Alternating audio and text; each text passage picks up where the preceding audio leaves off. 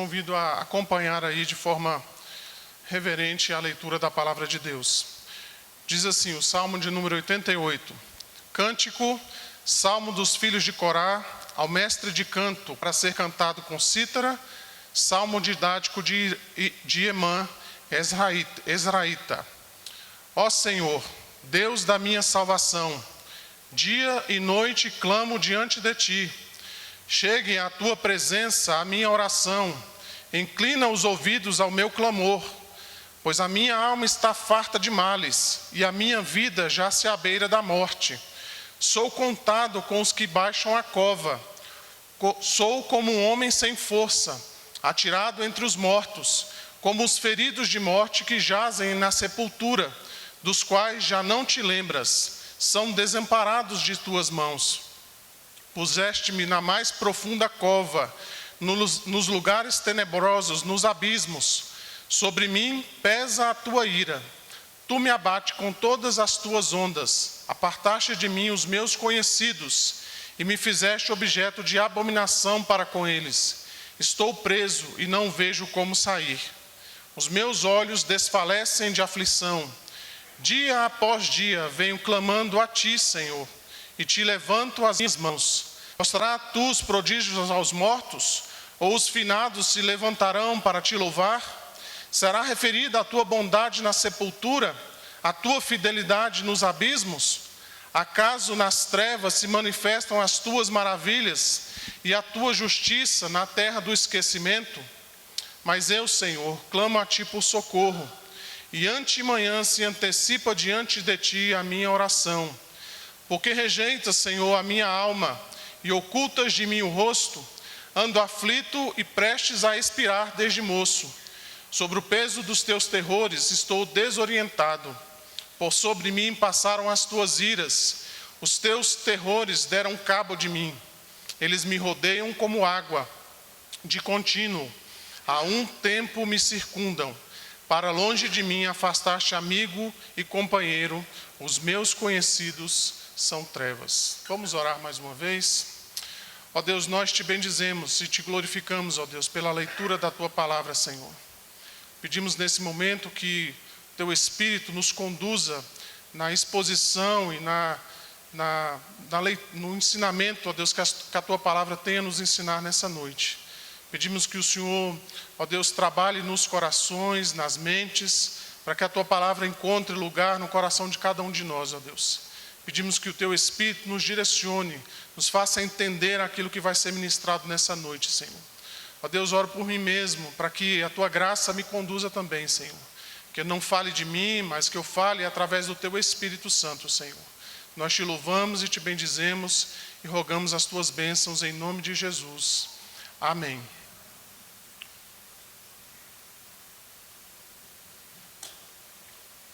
O Salmo 88 é um salmo de lamento. Como o próprio nome diz, o salmo de lamento, eles relatam justamente isso. O salmo de lamento, ele tem lamento, oração de súplica. Geralmente, um salmo de lamento, no final dele, apesar do salmista estar falando das suas tribulações, das suas lutas, geralmente no final de um salmo de lamento, o salmista ele expõe algo do tipo assim: eu confio em Ti, Senhor, eu espero pela Tua salvação. Ou o salmista expõe de que Deus ouviu a sua oração e de que ele está esperando para que Deus haja em favor dele.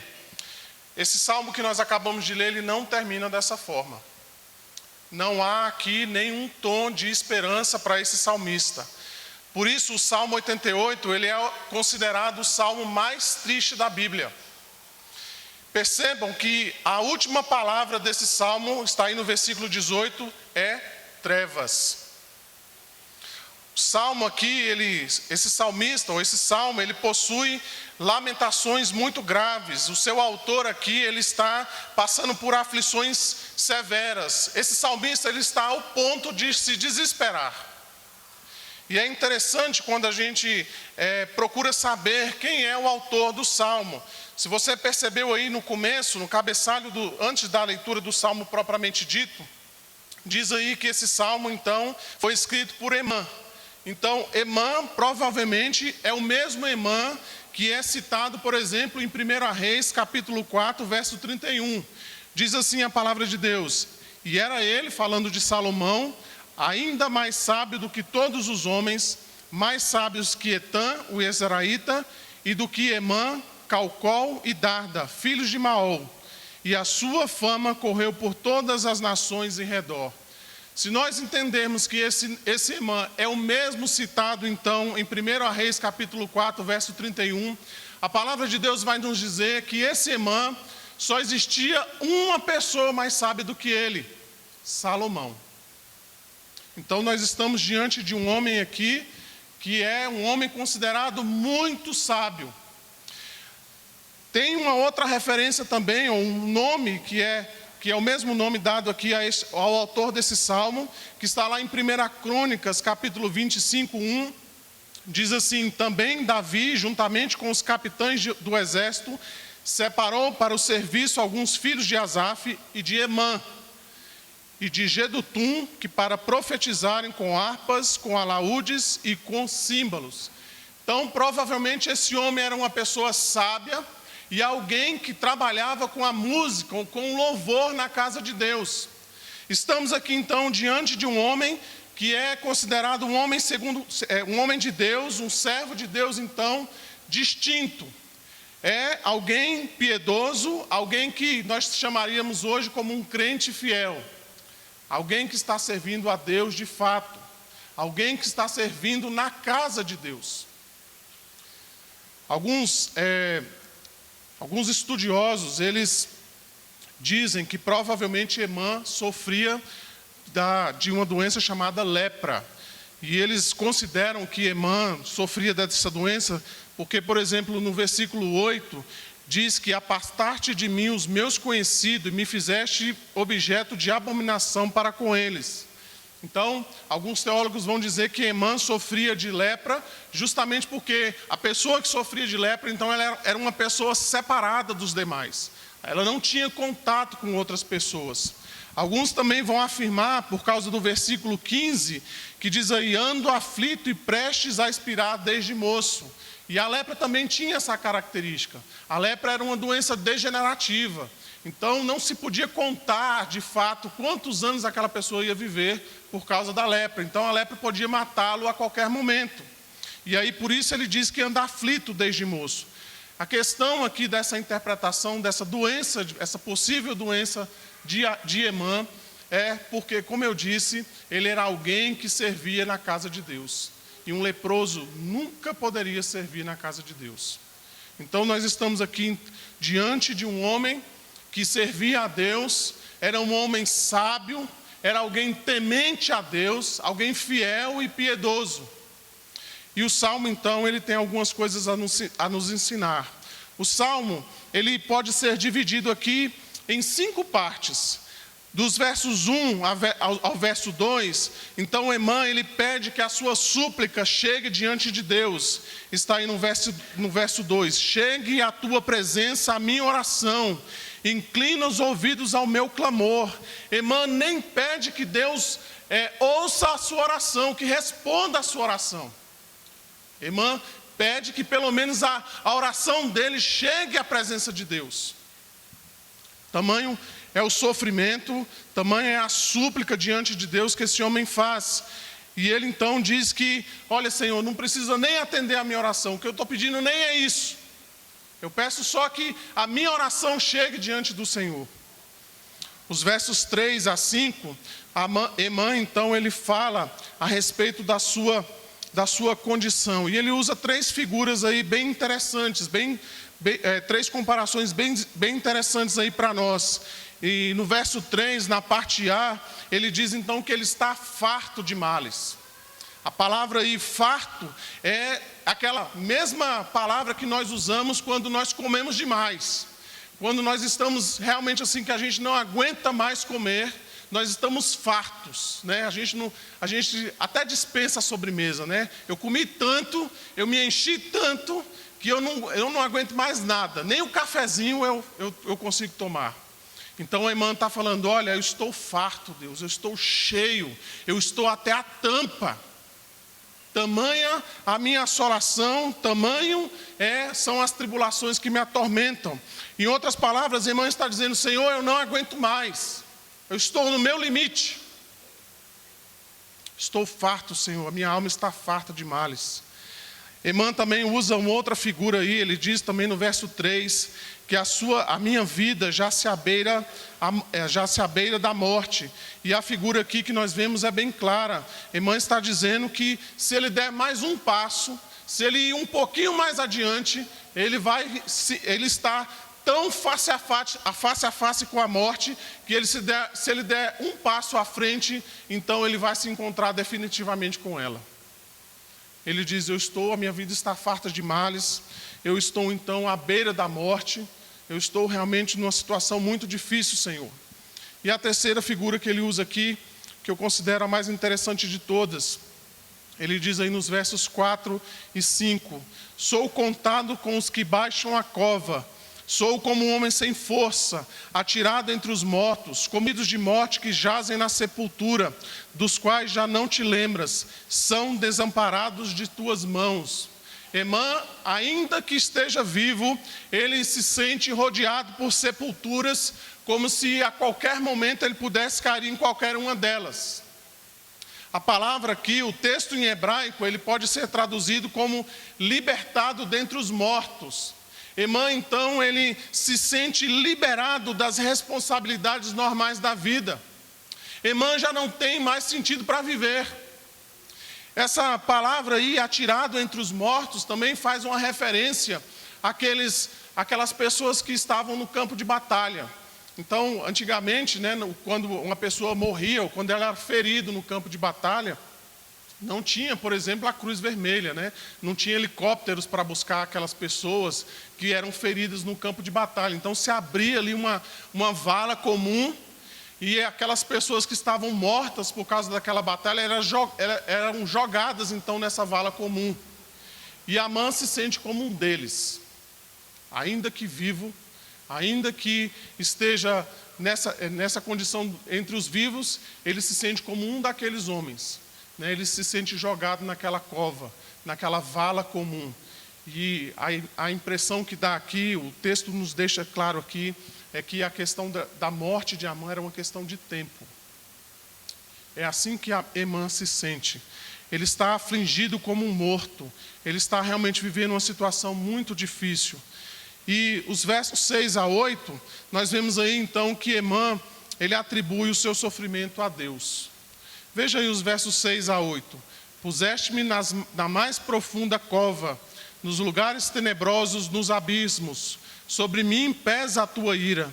Tu me abates com todas as tuas ondas. Apartaste de mim os meus conhecidos e me fizeste objeto de abominação para com eles.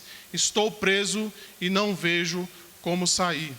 Veja aí então que Emã, ele atribui a Deus o seu sofrimento. Ele diz: puseste-me na mais profunda cova, sobre mim pesa a tua ira. O salmista aqui, ele nos põe diante de um grande desafio, meus irmãos. Nós somos extremamente rápidos em atribuir a Deus todas as bênçãos que recebemos, e de fato dele nós recebemos todas as bênçãos, mas nós temos imensa dificuldade quando somos confrontados pelas angústias, pelas tribulações, pelos males, quando as crises financeiras chegam, quando a morte bate à nossa porta, e a pergunta que nós geralmente fazemos é: Senhor, por que isso? Nós atribuímos muitas vezes as tribulações ao diabo, nós atribuímos as nossas tribulações aos pecados que cometemos, e de fato muitas das tribulações que passamos é por causa disso. Nós atribuímos os males ao governo, ou à falta de governo. Mas Emã, ele declara abertamente: quem fez tudo isso foi o Senhor. Foi o Senhor que me colocou nessa condição. Veja, meus irmãos, que essa é a mesma situação que se encontrava Jó. Abra lá a sua Bíblia em Jó, no capítulo 30. Eu queria que você acompanhasse a leitura aí do capítulo 30, os versos 19 a 21. Nós vamos ver que Jó também não tinha nenhuma dificuldade de atribuir a sua situação a Deus. Ele diz assim no capítulo 30, versos 19 a 21. Deus, tu me lançaste na lama, e me tornei semelhante ao pó e à cinza. Clamo a ti e não me respondes. Estou de pé, mas apenas olhas para mim. Tu foste cruel comigo, com a força da tua mão, tu me combatestes. Veja aí que Emã e Jó não têm nenhuma dificuldade de atribuir o seu sofrimento a Deus. Ele diz claramente: Senhor, foi o Senhor que fez isso comigo. Foi o Senhor que me colocou nessa situação. E aí o salmista e também Jó nos ajuda a responder aquela questão da existência do mal, que é justamente isso que algumas pessoas levantam. Eles dizem: se Deus é bom e se Deus pode todas as coisas, por que Ele permite o mal? E nós respondemos: sim, Deus é bom, Ele também é todo-poderoso, Ele também é soberano, Ele é sábio, Ele é justo, Ele conhece todas as coisas. Isaías, no capítulo 55, verso 8, vai nos dizer: pois os meus pensamentos não são os pensamentos de vocês, nem os meus caminhos são os seus caminhos. Embora a gente não saiba muito bem o caminho que nós vamos andar, nós sabemos a quem é que nos guia, quem é que está na direção desse caminho.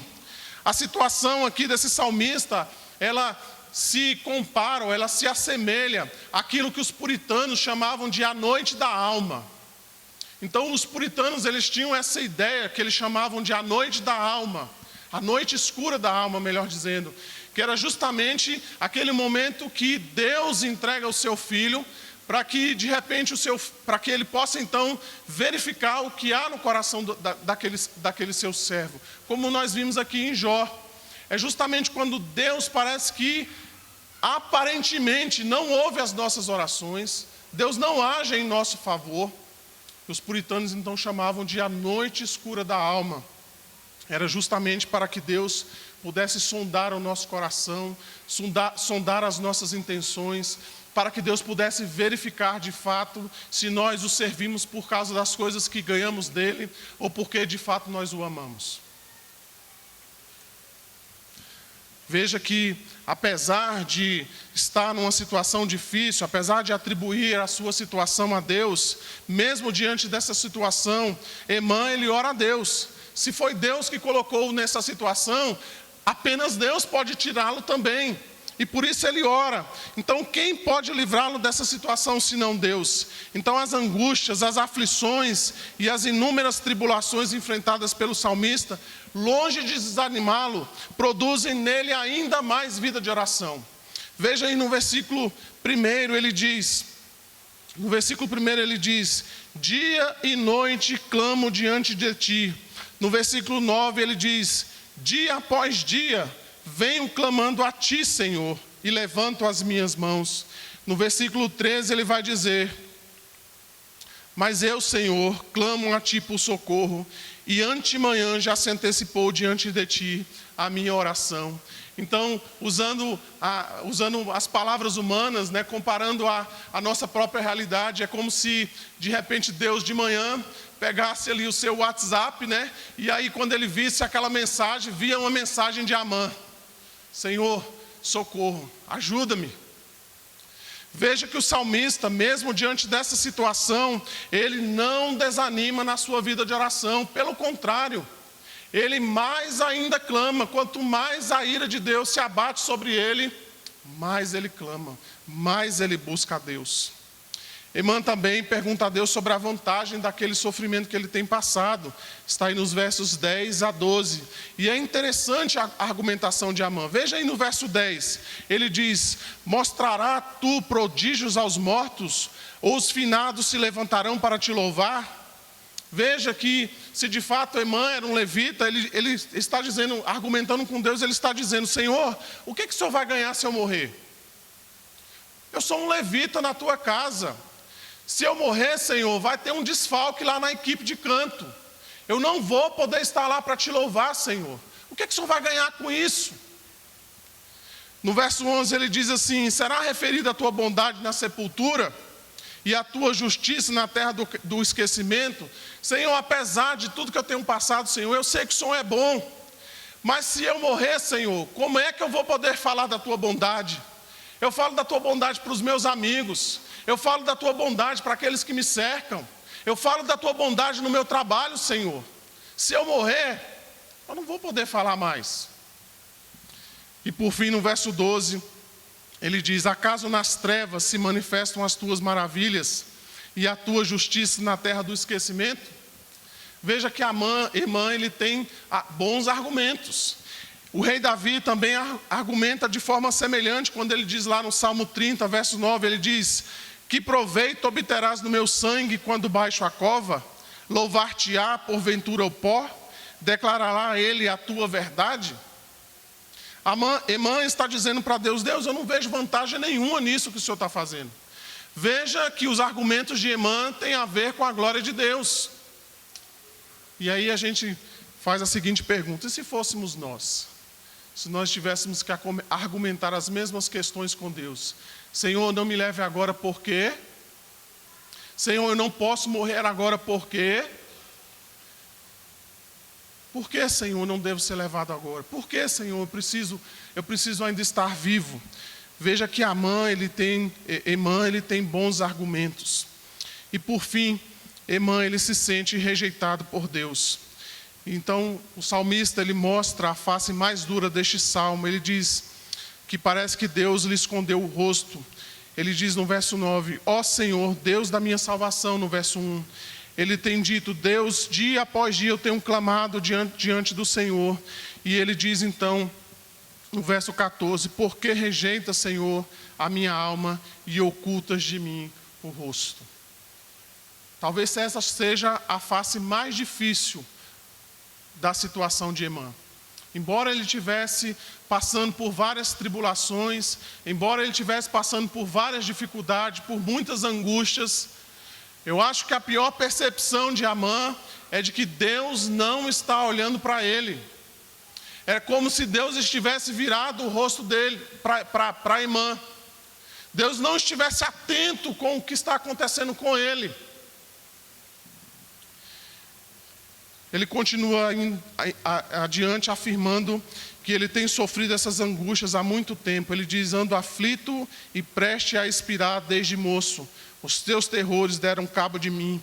Eles me rodeiam como água e de contínuo há um tempo me circundam. Ele tem sofrido muito e não há pouco tempo. Ele tem sofrido muito e já há muito tempo. E por fim, no verso 18, o salmista também nos diz que não há ninguém que possa ajudá-lo, não há ninguém que possa consolá-lo, não há ninguém que possa orar com ele, não tem ninguém que possa visitá-lo, que possa se condoer com as situações dele, com a situação dele. Ele diz aí no final do verso 18, ele diz: os meus conhecidos são trevas. A Bíblia, na Nova Versão Internacional, ela vai trazer a seguinte tradução: as trevas são a minha única companhia.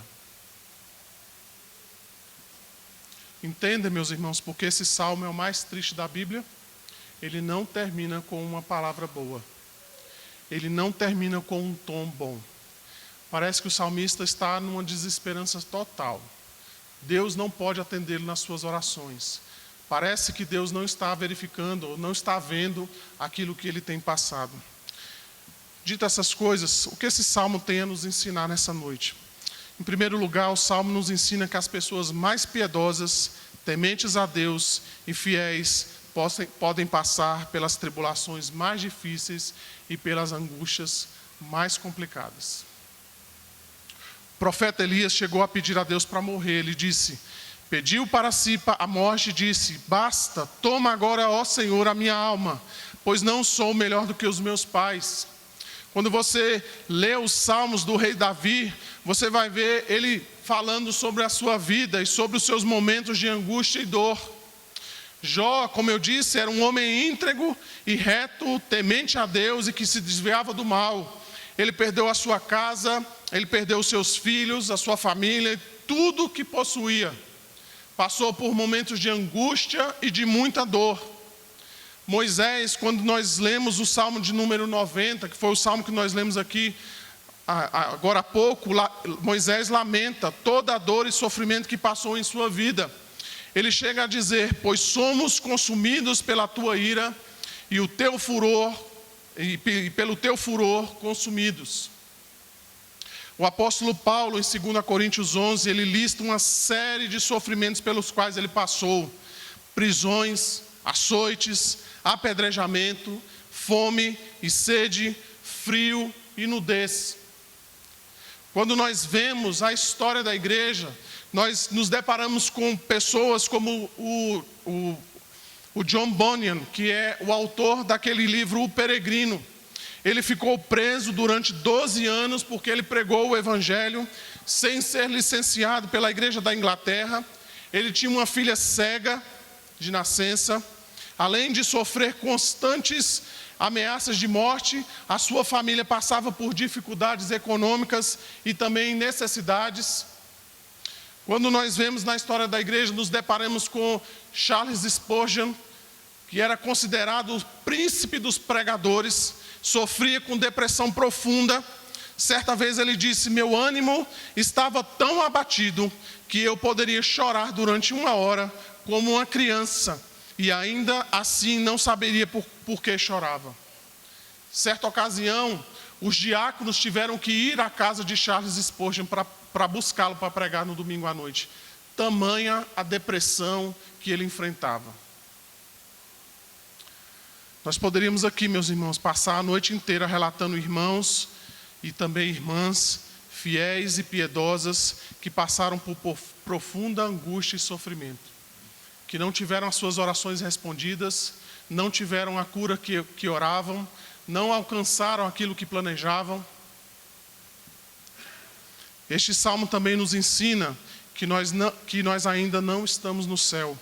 O sofrimento, ele tem esse efeito didático. Ele nos faz ansiar pelo novo céu e a nova terra. Imagina se nós vivêssemos nesse mundo de forma tranquila, sem dores, sem sofrimentos, sem doenças, sem crises financeiras.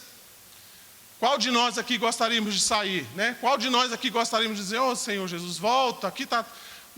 ou dizer, né, Senhor, não volta agora não, que aqui está tão bom, está tão maravilhoso, é tão lindo aquilo que o Senhor fez, a natureza é tão bela.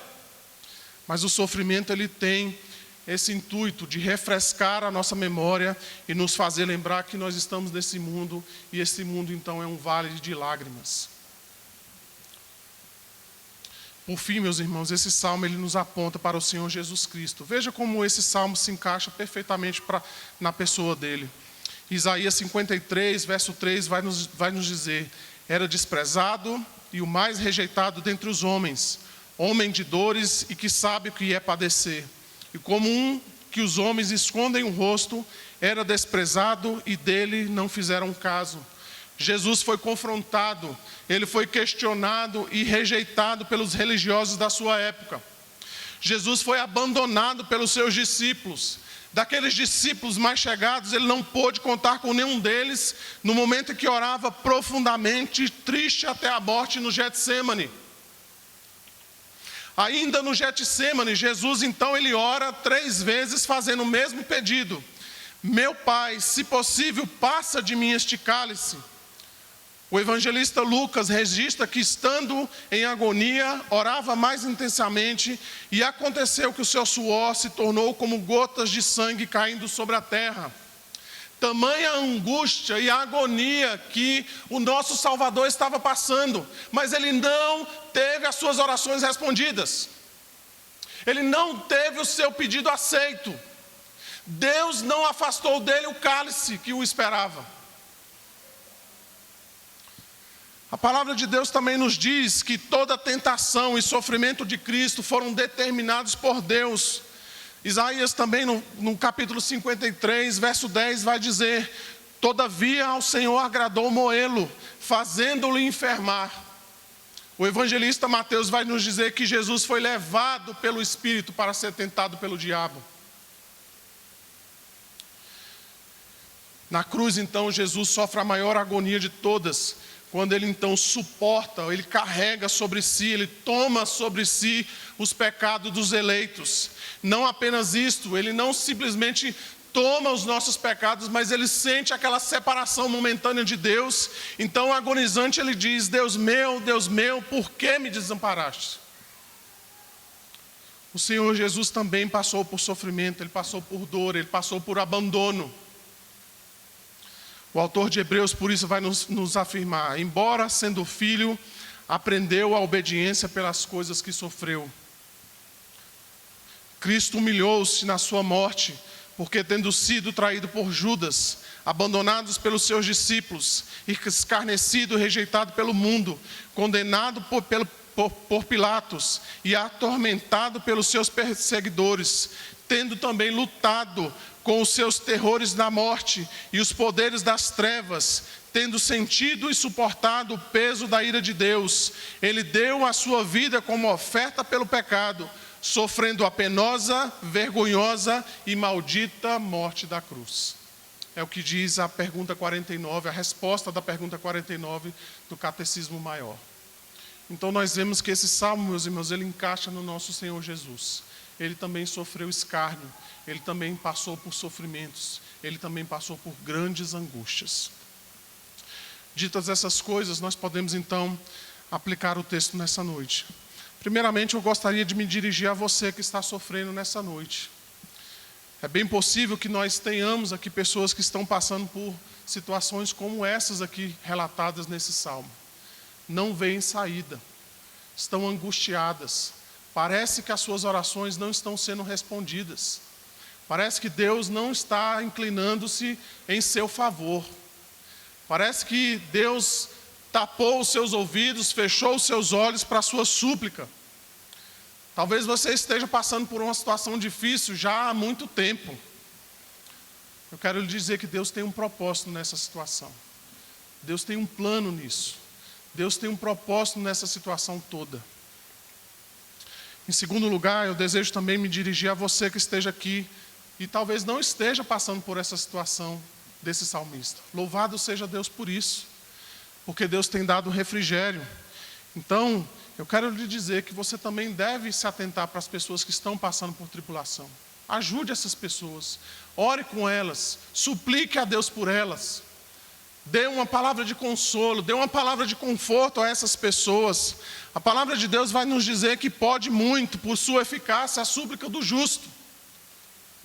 E em segundo lugar, saiba que você não está passando por essa situação hoje, mas você está sujeito às mesmas tribulações, às mesmas angústias e os mesmos sofrimentos. Jesus não nos enganou, ou não enganou os seus discípulos quando ele disse que nós passaríamos por aflições. Nós podemos também entender e aplicar essas verdades aqui ditas e entender que é tempo de nós buscarmos a Deus. Embora pareça que a situação está sem saída, é tempo de nós buscarmos a Deus. Como nós vimos, o salmista Emã, apesar de tudo o que estava passando, aquilo trazia mais forças para ele orar, mais forças para ele suplicar. Veja que Emã, ele não faz uma oraçãozinha aqui, uma outra oraçãozinha ali, ele não faz uma semana de oração e depois ele passa 15 dias sem orar. A Emã diz que dia após dia eu estou suplicando o Senhor. Já de antemanhã eu elevo a minha voz em súplica a Ti, Senhor. É tempo de nós buscarmos a Deus. É tempo de entendermos que nós não podemos nos resolver sozinhos, mas nós precisamos suplicar a Deus. Nós precisamos pedir a Deus. Não é uma mudança de governo que vai resolver os nossos problemas. Não é o aumento de salário que vai resolver os nossos problemas. Precisamos entender que é tempo de buscarmos a Deus, de suplicarmos por sua graça, de suplicarmos por sua misericórdia. E por fim, meus irmãos, nós precisamos nos agarrar à graça de Jesus Cristo. Como eu disse aqui anteriormente, Cristo sofreu para que nós não padecêssemos sobre a ira de Deus.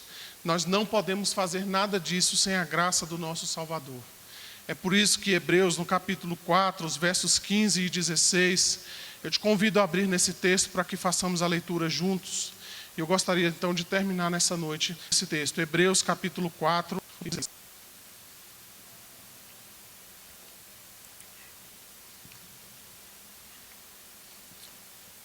Vamos ler todos juntos?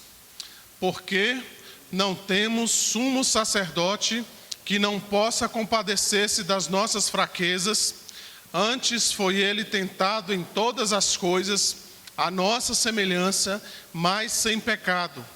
Acheguemo-nos, portanto, confiadamente junto ao trono da graça, a fim de recebermos misericórdia e acharmos graça para socorro em ocasião oportuna.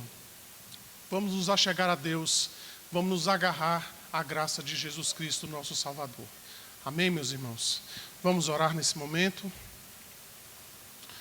Queria que você fechasse os seus olhos e você suplicasse a Deus diante daquilo que foi dito aqui nessa noite. É bem possível que você esteja passando por momentos de luta, de grande tribulação, mas nós podemos suplicar ao nosso Senhor nessa noite. Como nós lemos aqui em Hebreus, nós podemos suplicar e nos achegar diante de Deus de forma confiante, porque nós temos um sumo sacerdote que sofreu e passou pelas mesmas coisas que eu e você talvez estejamos passando nessa noite. Vamos orar? Ó Deus, nós te louvamos, nós te bendizemos, nós suplicamos, ó Deus, pela tua graça nessa noite. Ó Deus, o Senhor conhece a vida de cada um que está aqui presente, Senhor. Tu conheces o coração, tu conheces as aflições, o Senhor bem conhece as tribulações, as lutas que cada um tem passado, Senhor. E nós suplicamos nessa noite, Deus, que o Senhor esteja conduzindo a vida de cada um, Senhor. Derrama da tua graça, derrama da tua misericórdia, ó Deus, sobre a vida de cada um. Fortalece, Senhor, a fé, a esperança, ó Deus, e que cada um aqui, ó Deus, cada um com as suas próprias tribulações, com as suas lutas, possa receber do Senhor a graça que necessitam para poder caminhar, Senhor. Ó Deus, nós nos agarramos na graça do nosso Senhor e Salvador Jesus Cristo, que também sofreu por nós, sofreu as mesmas angústias, as mesmas lutas, as mesmas agonias. Ele também não teve orações respondidas. Ele também tentou livrar-se, ó Deus, daquilo que vinha pela frente. Mas, acima de tudo, ele entendeu e confiou no Senhor. Sabia que o Senhor tinha um propósito, ó Deus, em tudo aquilo, Deus. E nós pedimos que o Senhor nos conduza, Senhor, a cada dia. Mesmo que a gente não entenda, mesmo que a nossa mente não compreenda nesse exato momento os motivos pelos quais estamos passando por isso, Senhor, Tu bem sabes e Tu bem conheces as intenções do nosso coração, Senhor. E nós pedimos, ó Deus, socorra-nos. Socorra-nos, ó Deus, com a Tua graça e com a Tua misericórdia. Nós oramos fiados na graça e nos merecimentos de Jesus Cristo, o nosso bendito Salvador, que intercede por nós, que deu a sua vida por nós. É no nome dele que nós oramos. Amém.